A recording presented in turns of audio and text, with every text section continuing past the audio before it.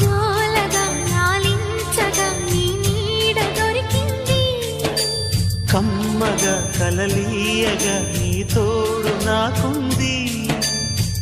ఎదవిల్లును వంచిన వాడే నీ రాముడు అన్నది మనసే, గుడి తలుపులు తీయక ముందే వరమిచ్చెను దేవత ఎదురై. నీదే కాచిని నిజమేనా జాబిలి